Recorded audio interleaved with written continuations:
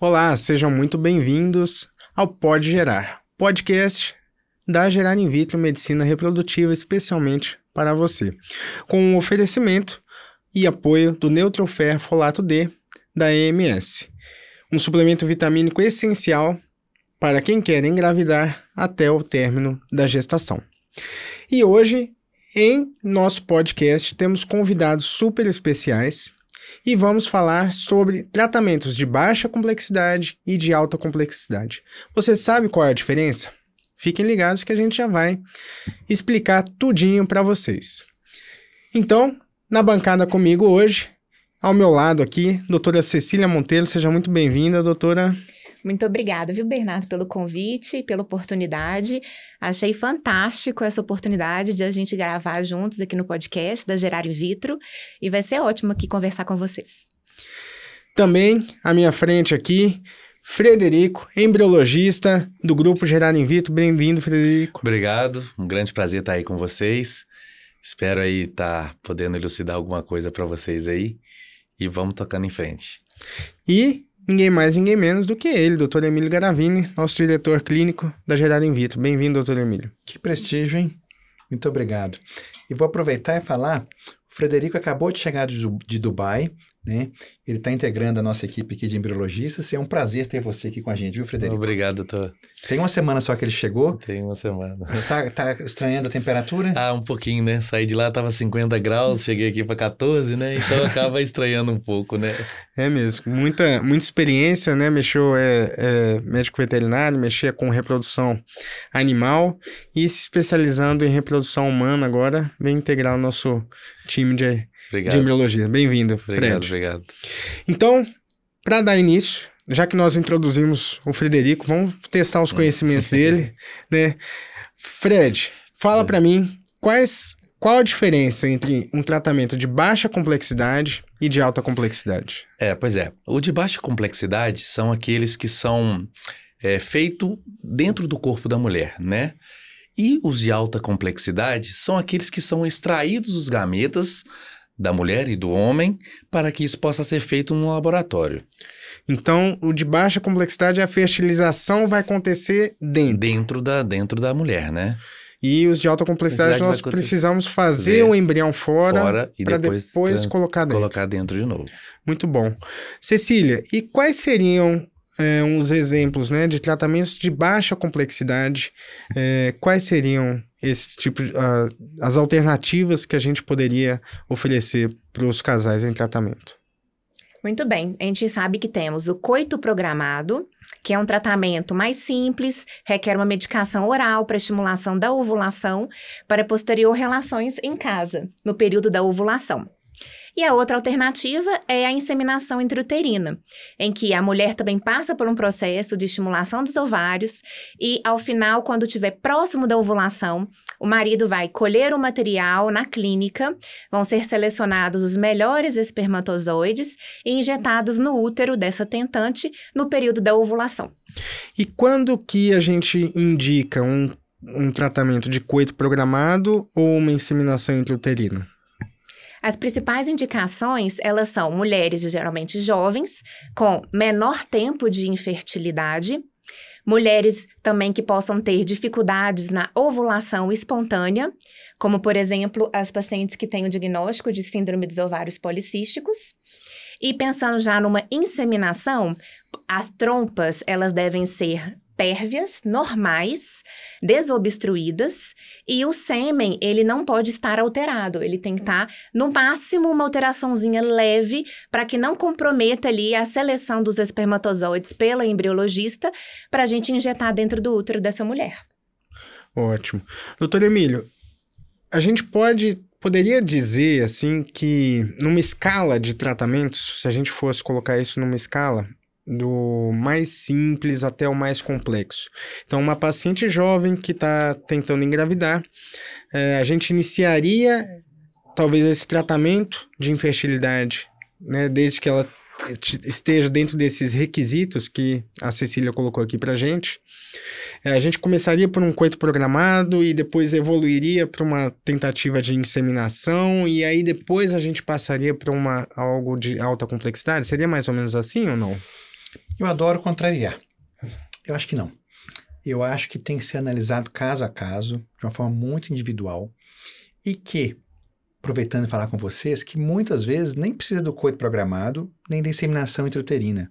Muitas vezes apenas com um tratamento clínico, uma correção de uma alteração hormonal, de um peso, realizando às vezes os exames necessários, a gente consegue na maior parte das vezes, uma gravidez espontânea, sem coito programado e sem inseminação intrauterina artificial. Mas você perguntou, será que existe uma escada que você tem que subir degraus? Acho que não. Eu acho que vai depender muito do caso. Na maior parte das vezes, na clínica de reprodução humana assistida, os casais que nos procuram já passaram desse momento de fazer um coito programado ou inseminação intrauterina artificial. Mas tem espaço. Por exemplo, hoje eu atendi algumas pacientes, uma de 52 anos. Então, nesse caso, não tem como a gente querer fazer um coito programado ou inseminação artificial, nem uma FIV com ovos próprios. Agora, quando não existe um fator que proíba, por exemplo, as trompas pérvias, um fator masculino leve a moderado, uma ovulação crônica que você não conseguiu induzir com um remédio oral e talvez associado com um fator masculino leve, você pode partir para a inseminação. Mas o que eu digo é que não, e eu estou aqui para ouvir a opinião de vocês. Eu acho que tem que ser individualizado, caso a caso. Acredito que no consultório do ginecologista realmente tem essa escada que você pode subir os degraus.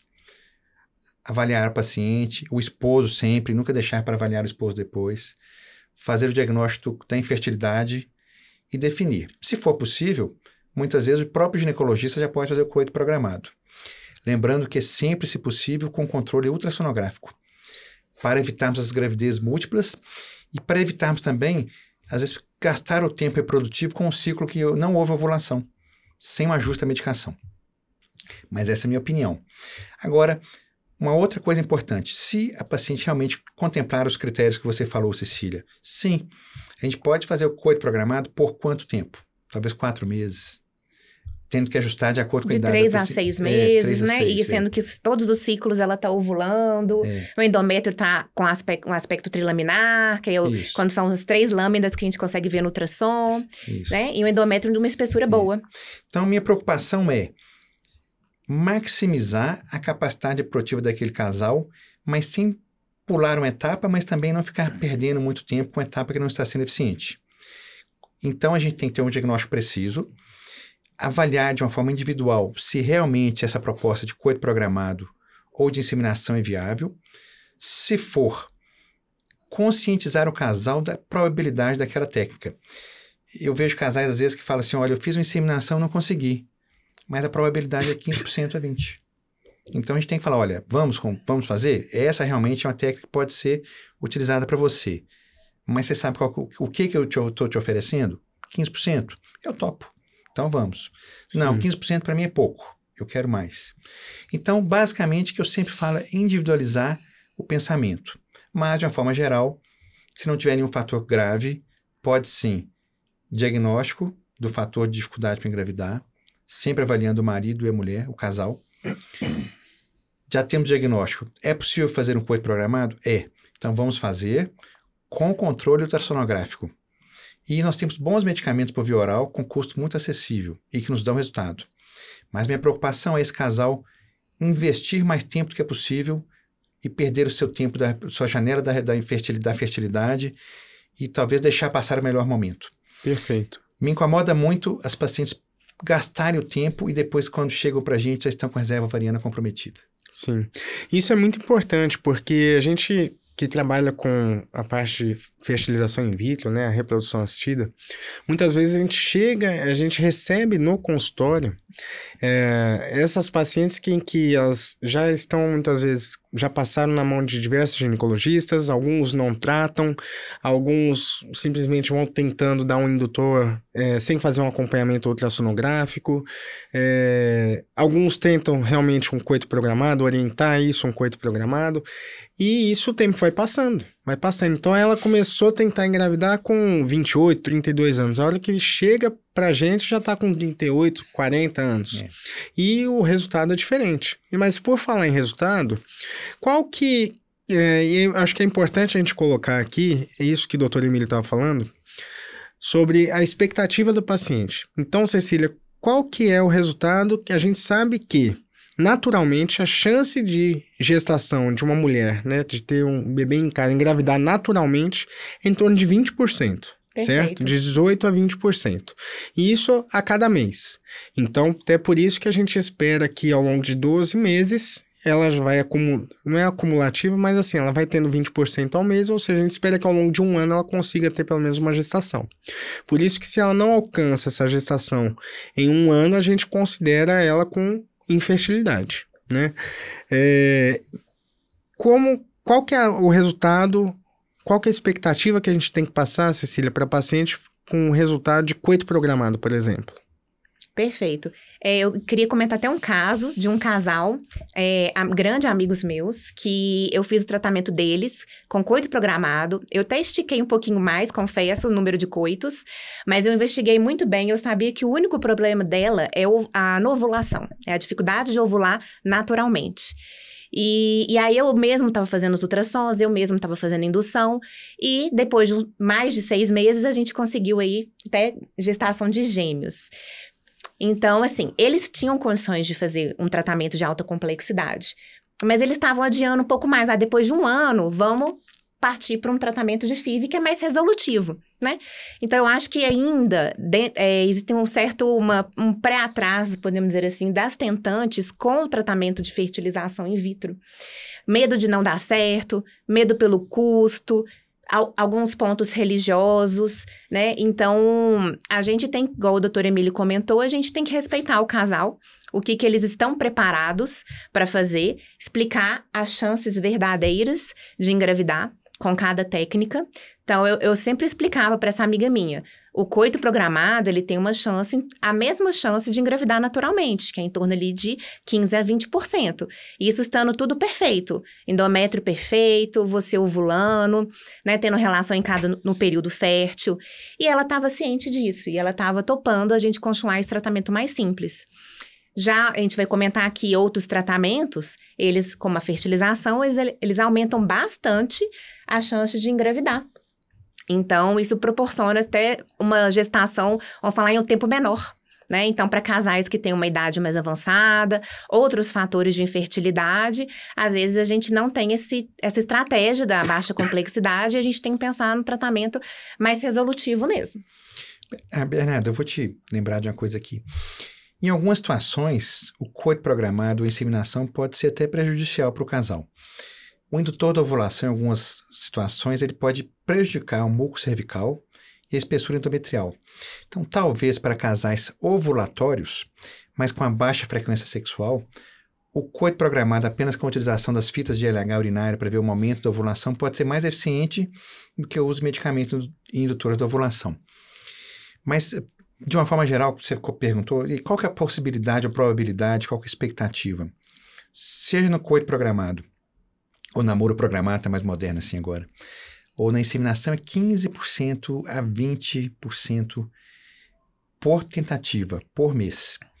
E é muito importante saber que é sim uma técnica possível, mas você tem que saber, o casal tem que saber, a minha expectativa é essa, e ajustar para a reserva ovariana, para a idade e pelo tempo de tentativas. A Cecília falou isso. Casais com mais de 3 anos de tentativas, sem um diagnóstico efetivo ou determinado de qual a causa da infertilidade, talvez o coito programado ou a inseminação não estejam indicados. Porque ali, depois de 3 anos de exposição à gravidez para um casal ovulatório, mesmo que não tenha o diagnóstico de certeza de qual a causa, o coito programado ou a inseminação não está indicado, porque a chance de gravidez é muito pequena. Sim. Posso complementar Claro. só a fala do Emílio? O que eu percebo também, igual você comentou, que as pacientes, né, vão até numa clínica, no médico especialista, fazem que tanto de exame que a gente pede, está tudo normal e param por aí. Né? Está tudo normal, vamos continuar tentando. E somem. Aí que está o problema. A gente tem que orientar essas pacientes que pelo tempo que elas já estão tentando, mais de 1 ano, 2, 3, elas mesmo com os exames normais, a gente tem que partir para um tratamento. Né? Porque senão a gente vai perder tempo, a reserva ovariana só tende a cair, a idade só tende a aumentar, e aí, se realmente for necessário um tratamento, elas precisam não demorar muito para fazer, porque pode prejudicar as suas chances, né? Agora, a palavra recorrente de quem trabalha com reprodução, com infertilidade, é a idade. idade feminina. Sim. Então, a gente tem sempre que individualizar, mas o fator quase sempre preponderante é a idade. E idade quer dizer reserva ovariana e qualidade de óvulos. Sim. E outra questão que é importante nesse fator de decisão aí também é a qualidade seminal, né? A Sim. gente tá falando aqui muito sobre a questão feminina, né? Mas a gente tem a questão da qualidade seminal que é importante a gente colocar aqui, que para a gente conseguir indicar, né, um coito programado, por exemplo, ele tem que ter parâmetros seminais normais ou um pouquinho alterações muito leves, né, para um coito programado aí em casa. Agora, para uma inseminação artificial, os parâmetros ele pode ter uma contagem de espermatozoides um pouco mais baixa. Por que isso? Porque na inseminação intrauterina a gente já passa a etapa do colo uterino e a gente já coloca os espermatozoides já preparados, né, ou seja, já selecionados, né, no laboratório, diretamente dentro do útero. Ou seja, aí a gente vai colocar ele já dentro do útero, então a gente já antecipou o caminho que ele teria que percorrer, né, da vagina, passar pelo colo uterino e aí sim fazer toda a migração ali do útero. Então, se a gente imaginar qual que é o parâmetro seminal normal, a gente considera em torno de 15 milhões a concentração de espermatozoides por ml. Tá? E número de espermatozoides com uma boa motilidade ali em torno de 70%. Então, é muito importante que tenha essas condições de qualidade seminal para a gente poder indicar também ou o coito programado ou a inseminação intrauterina. Por quê? Porque como o Fred falou pra gente, o coito, né, a fertilização vai ocorrer dentro do corpo da mulher. Então esse espermatozoide precisa ter uma quantidade boa de espermatozoides, né? Então a gente imagina, se a gente imaginar isso na natureza, cerca de que a gente considera normal, por quê? Porque de 15 milhões é um que vai fertilizar o óvulo. Né? Então a gente reduz, por conta na inseminação da gente ter pulado a etapa ali do colo e tudo mais, a gente pode ter um número de espermatozoides um pouco mais baixo, mas eles têm que ter a motilidade boa. Senão eles não vão conseguir nadar e chegar até o óvulo. Então, uma consideração aí importante. Agora, fechando aqui um pouco essa parte de baixa complexidade, doutor Emílio, quais seriam as alternativas? Vamos supor, tentou o coito programado, tentou a inseminação, não deu certo. O que a gente tem de alternativa para alta complexidade? Bom, a alta complexidade é uma parte da medicina reprodutiva que a gente pode fazer a fertilização in vitro clássica, que ela pode ser indicada quando existe um fator feminino, mas não existe um fator masculino avançado ou severo. É muito pouco utilizado. Eu sei que é embriologista, na verdade, não é tão utilizado. Ainda existe espaço, eu acredito, para casos específicos. E a fertilização in vitro com a técnica de ICSI, que é a injeção intracitoplasmática de espermatozoides, que é o que quase todos nós fazemos todos os dias nas nossas clínicas, com a taxa de sucesso maior e que contempla também os casos de fator masculino grave ou severo, em que existe uma pequena concentração de espermatozoides ou uma motilidade muito reduzida. E temos, assim, um degrau a mais, o estudo genético pré-implantacional dos embriões, que é um caminho muito vasto, que eu gosto muito, mas tem que ser selecionado para qual paciente precisa e quais os casos indicados.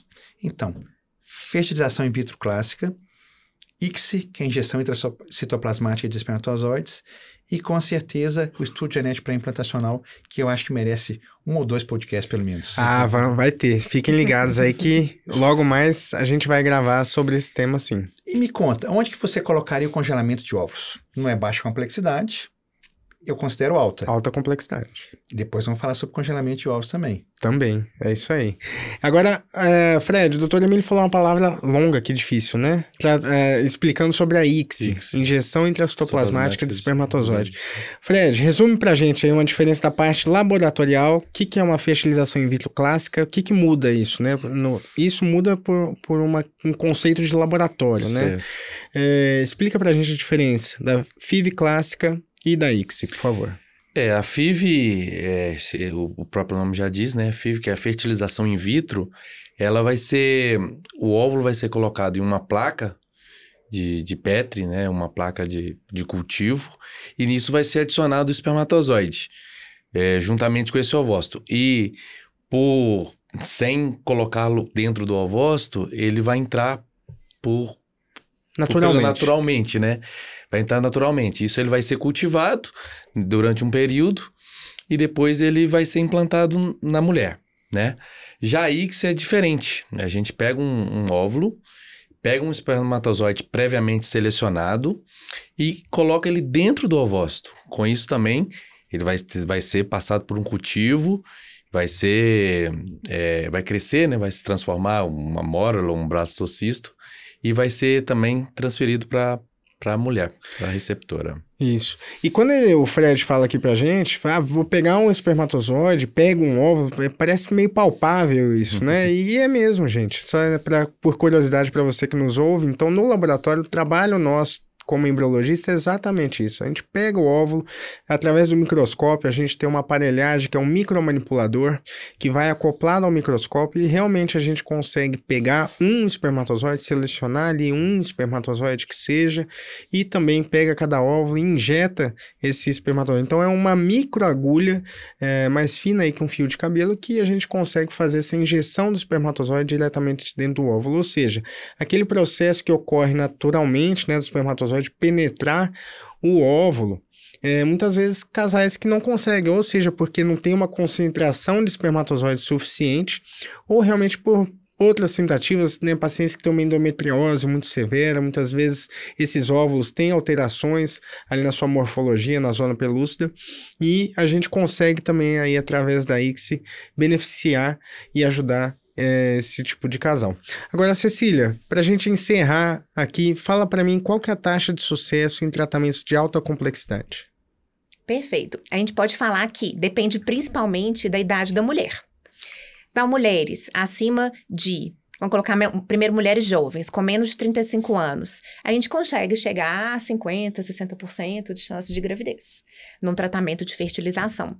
E à medida que vai avançando a idade, essa chance de gravidez com o tratamento cai.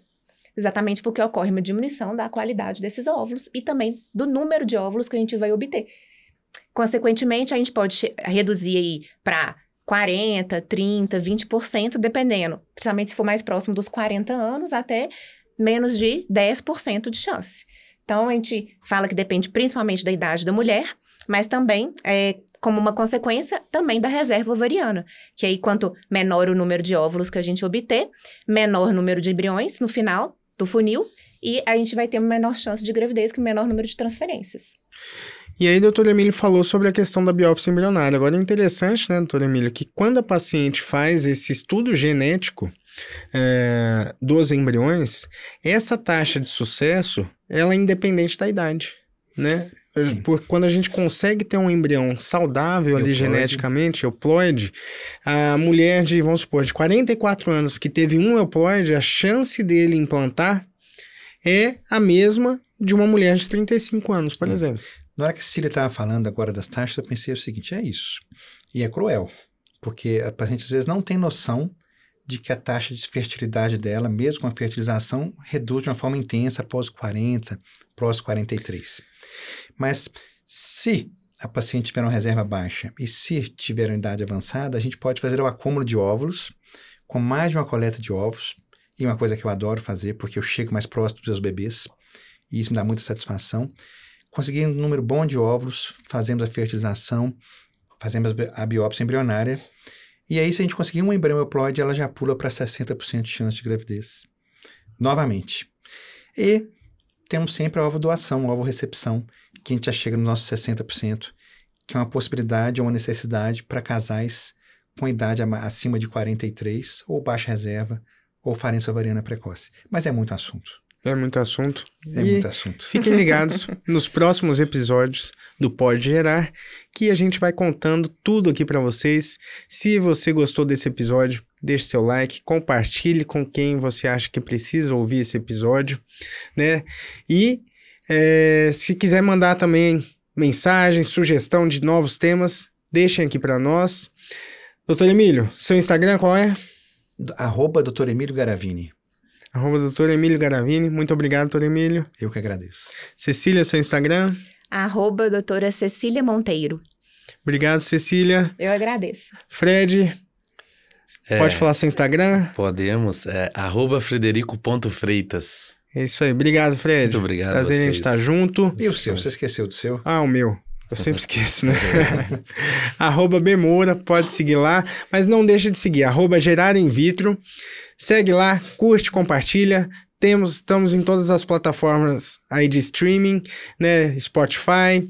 Estamos também no YouTube. Segue o nosso canal e a gente se vê por aí. Até o próximo episódio. Um abraço, pessoal.